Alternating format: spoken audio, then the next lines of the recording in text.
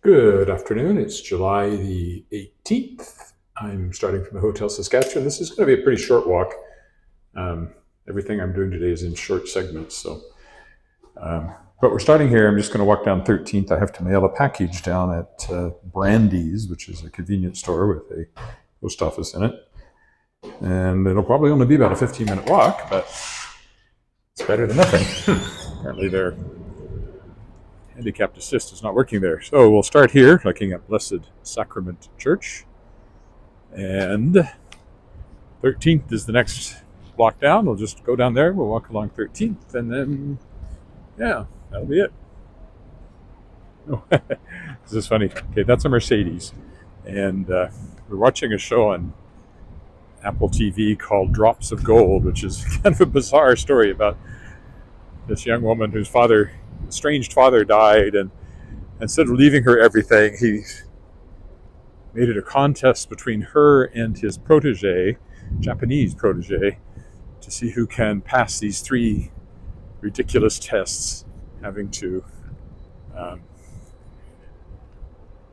figure out what wines are, because it's all a wine story, and you have to figure out what the wine is and the vintage and everything else. And anyway, it's pretty wild,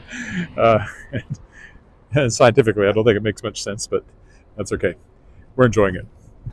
However, what I have noticed is that almost every car you see is a Mercedes, including the cab in Tokyo, which seems unlikely. And the only one I've noticed that wasn't a Mercedes was a Tesla. But it seems like everybody, whenever you get picked up by anybody gets picked up by a car, or even if there's one place where they take a different car, like deliberately make a point of it not being a fancy car, but the car in front of it that she thinks she's going to get into is a Mercedes. So clearly there's some product placement from Mercedes-Benz going on in Drops of Gold. And once you notice it, you can't not notice it, because the odds of that many cars being Mercedes, it's just, no, it wouldn't happen. And also they're in France, so it's not like they're even in Germany or somewhere like that. Anyway, so seeing that Mercedes there made me think of that. Hello, Kevin in Toronto. Oh, you're in Regina right now. Cool. Well, so am I, Avena. As we look at the back of the Hotel Saskatchewan and the SAS Power building there. So I'm just walking about, 6 blocks this way, and that'll be it for today. I've walked more, but I didn't stream it, and after this I have to go home because I'm doing a podcast interview, 4 o'clock my time.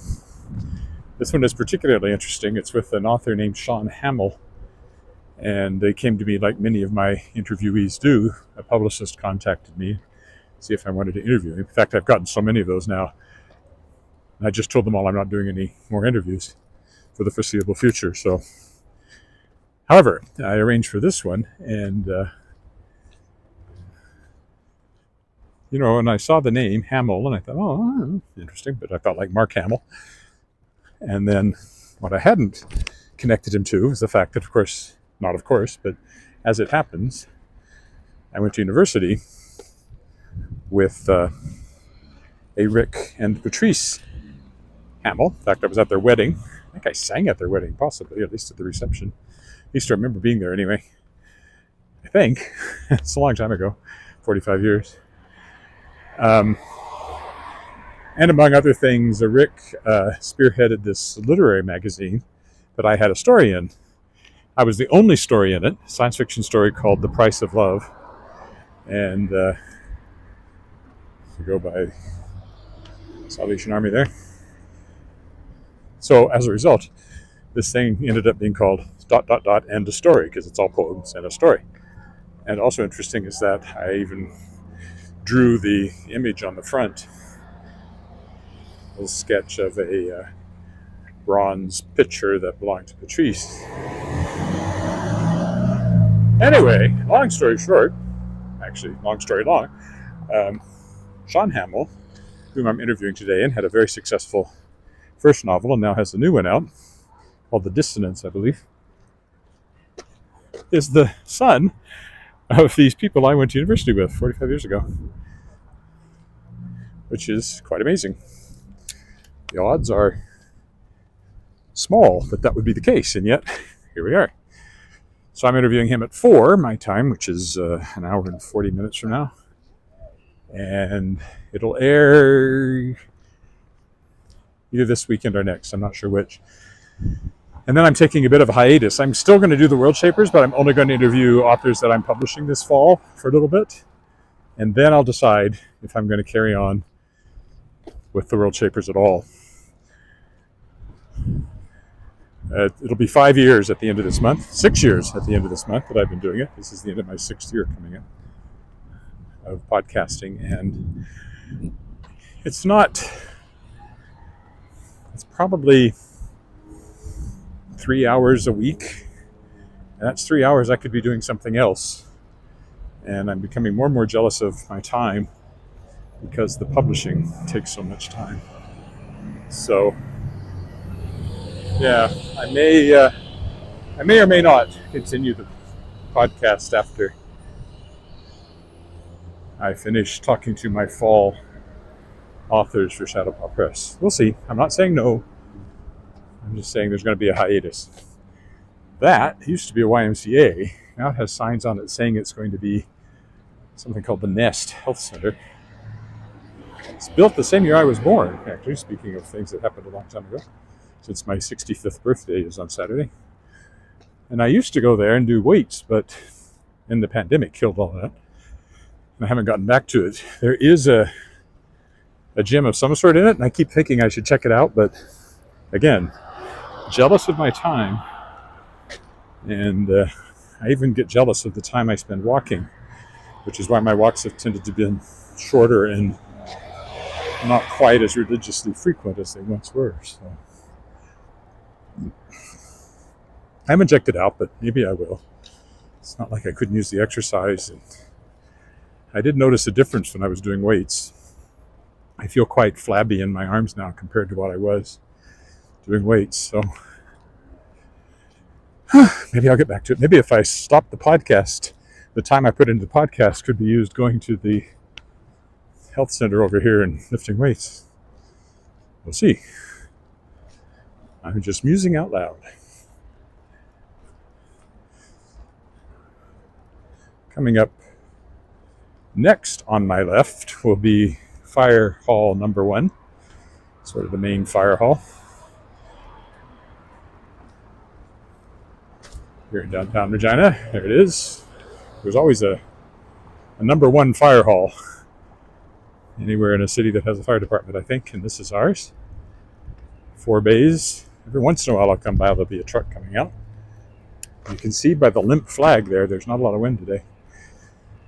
And it's pretty warm. It's headed to 30, I think, if it isn't there already. It's supposed to be 36 a week from today, which is high 90s, or mid 90s. So if I walk fast, I can probably still make this one, so I'll walk fast. 10, 9, 8, 7, 6, 5, 4, 3, 2, 1. Just made it. There's the Thai over there, our favorite. If we want to get fast Asian food, that's where we tend to go. And of course, coming up on the left here is the Artesian, which is a former church, now a theater, performing space.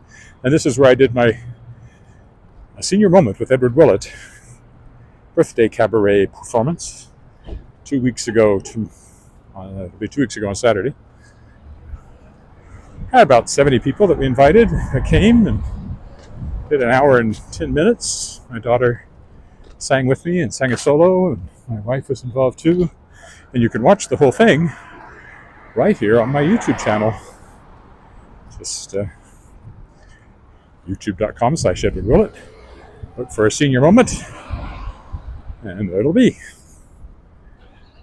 This is the front of it.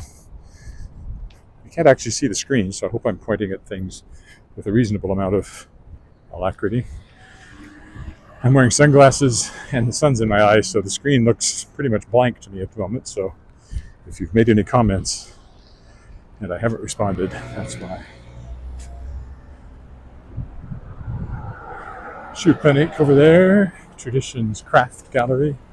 Paper Umbrella is a stationery store. Next to it is Cup of Tea, which is, as you might guess, a tea store.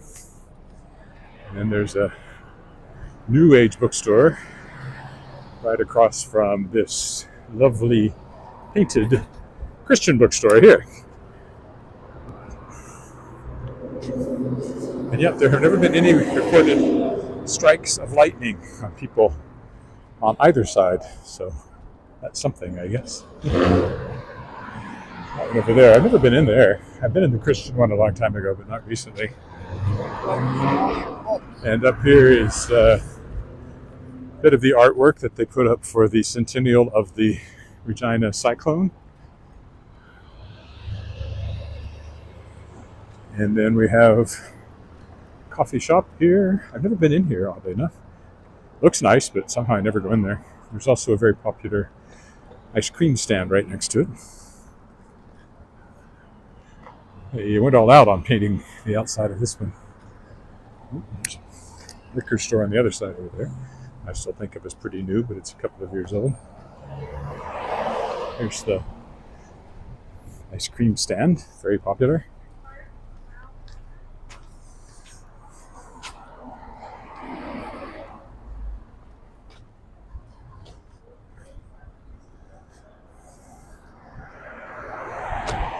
Just a couple more blocks, I'll be done, so this really was a short walk.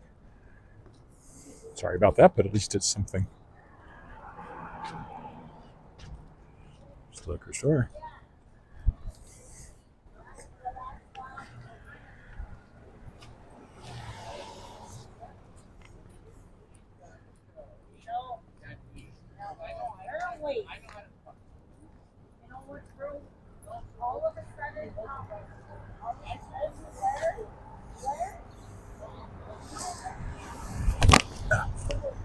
Bigger step down than I thought.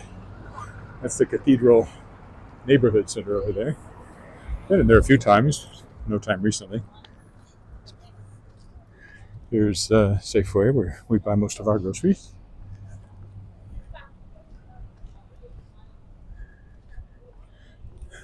Pet store over there. There's a Philippine bakery. The place with the rocket ship down there is kind of a diner. Here's a nice old car.